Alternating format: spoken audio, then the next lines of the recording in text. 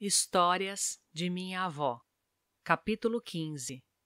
A primeira Casa Branca. Tiago e Ellen White estavam felizes por poderem morar com seus 3 meninos, Henry, Edson e William, e suas 2 ajudantes.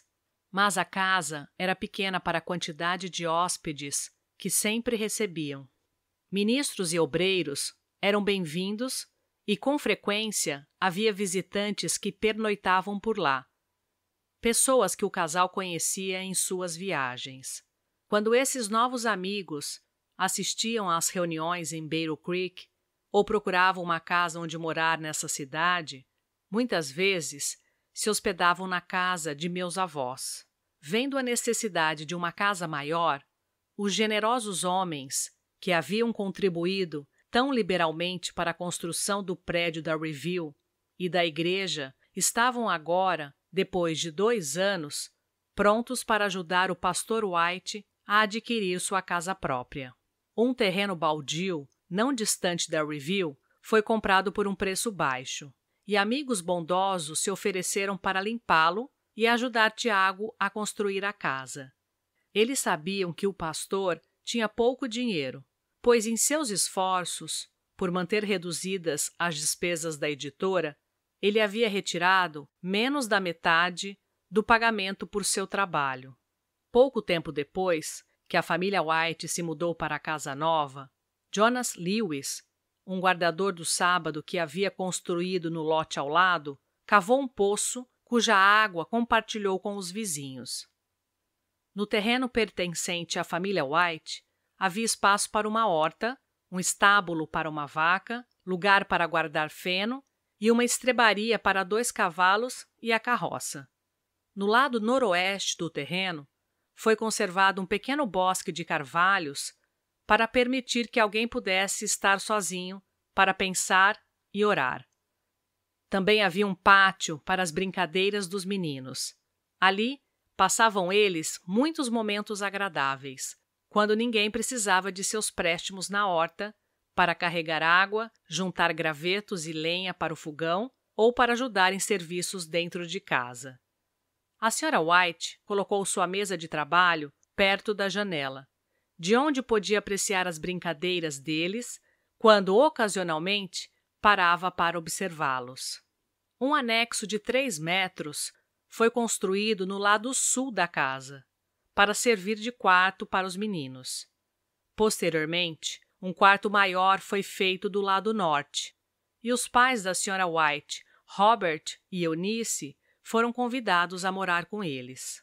Quando o idoso casal se mudou para sua própria casinha, o cômodo vago foi ocupado por John e Betsy White, pais de Tiago. O vovô White colocou uma banca na extremidade de seu espaçoso quarto e trabalhava várias horas por dia em sua ocupação preferida, consertar sapatos. Durante algum tempo, após a chegada a Battle Creek, o pai de Tiago andava perplexo quanto à questão do sábado. Viu que as escrituras ensinavam claramente a observância do 7º dia. Mas havia desfrutado tantas bênçãos especiais no domingo que lhe era difícil renunciar à reverência para com aquele dia. Assim, por algum tempo, ele guardou tanto o sábado como o domingo. Num domingo de manhã, Willie o encontrou em sua banca de sapateiro, pregando uma sola de sapato. — Oi, vovô! —exclamou ele. — O senhor não sabe que dia é hoje? É domingo. — Sim, Willie —respondeu o idoso senhor—, mas concluí que um dia de repouso por semana é suficiente, e de agora em diante vou observar o sábado do 4º mandamento. Essa confortável casa branca, perto do prédio da Review, era o primeiro lar que a família White possuía. E como gostavam dela! Nota da tradução.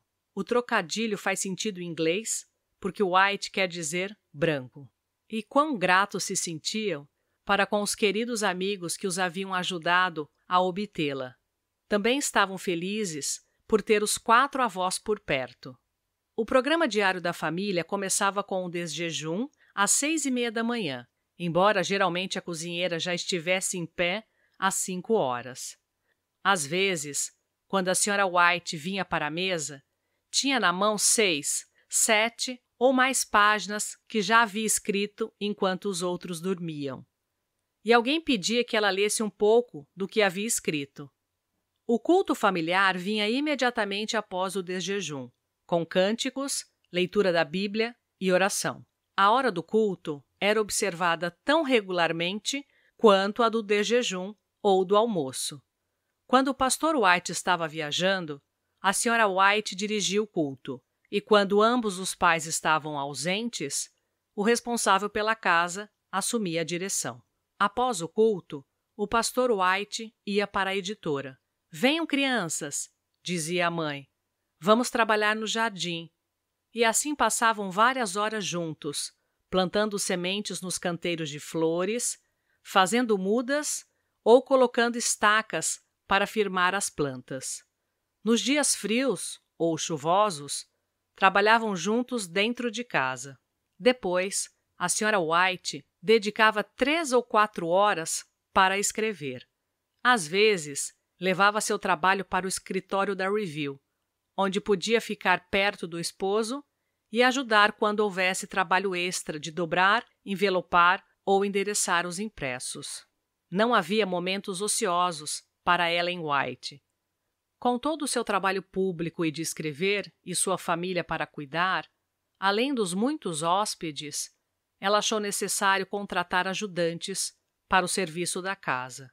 Parece que nem Clarissa nem Jenny estavam com eles quando se mudaram para a casa nova.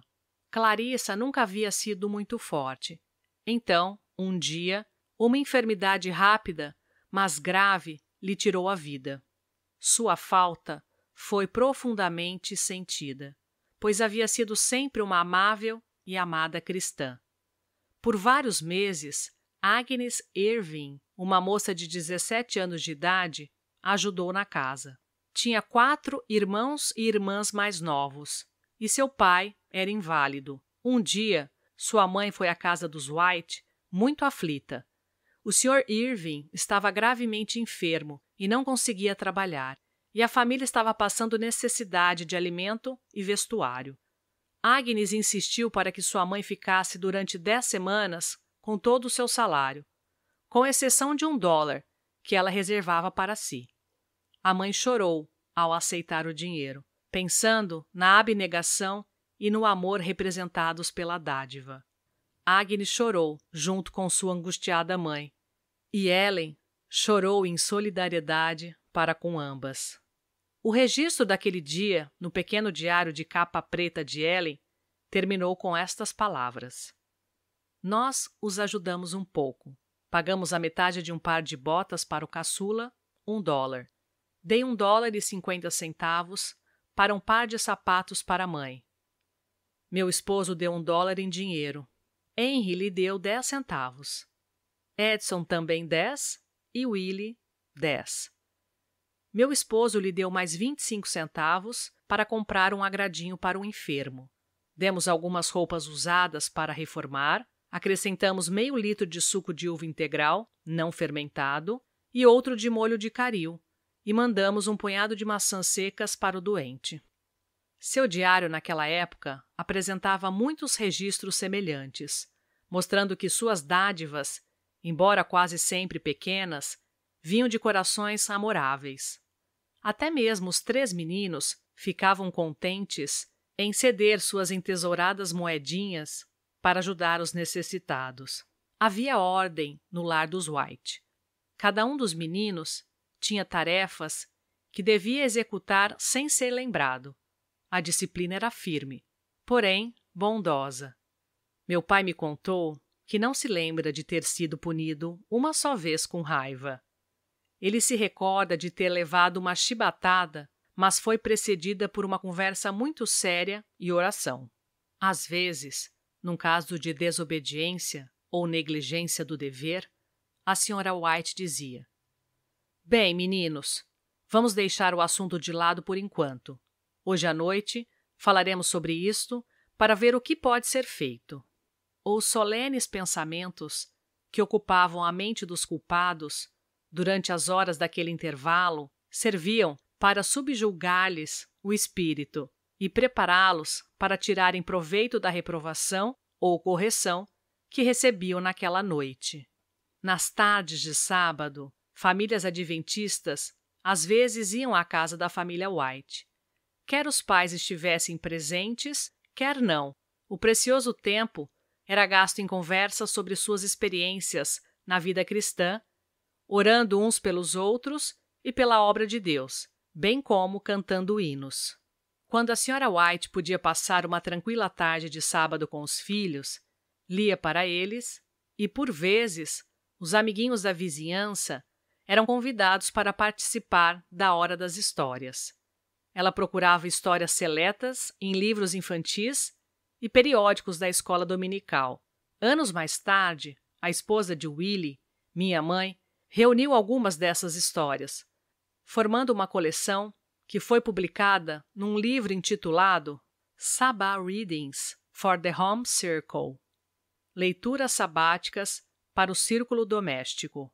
Muitas vezes, Ellen White teve de deixar os filhos aos cuidados de outra pessoa, enquanto viajava para falar em reuniões campais e outros encontros. Era difícil separar-se de sua família, mas ela procurava tirar proveito da situação, escrevendo cartas frequentes aos meninos. Aqui está uma carta que escreveu a Willie quando ele tinha 5 anos de idade. Willie, queridinho, você recebeu as cartas que lhe escrevi? Vou contar-lhe o que vi quarta-feira passada. Os bombeiros estavam com seus capacetes e uniformes vermelhos. Os oficiais tinham um penacho no capacete. Depois, numa alameda, olhando para os bombeiros, vi um pobre homem aleijado. Estava sentado num carrinho e você nem adivinha o que estava puxando esse carrinho. Não era um cachorro ou cavalo, mas um cabrito, com arreios como se fosse um cavalinho. Achei que, se você tivesse visto aquilo, teria gostado muitíssimo. Imagine só, um cabrito puxando um carrinho com um homem dentro dele. Willie, na casa que estou visitando agora, há 2 garotinhos, não tão grandes como você, e 2 menininhas, ainda bebês. Os meninos e as meninas são primos. São crianças muito engraçadinhas. Você gostaria de brincar com eles, se estivesse aqui. Esperamos que você esteja bem e contente. Você deve esforçar-se para ser bom. Não agrade a Satanás sendo mal, mas lembre-se de que aquele que governa seu espírito é maior do que o que toma uma cidade. Você deve dizer ao vovô e à vovó que nós não nos esquecemos deles, mas pensamos neles muitas vezes e falamos a seu respeito para nossos amigos. Você deve procurar, Willie, fazer o vovô e a vovó felizes. Não os entristeça, sendo barulhento e rude, mas seja quietinho, manso e gentil. Então, eles o amarão. Respeite a Jenny e procure agradá-la. Seja um menino bonzinho. Sua mãe.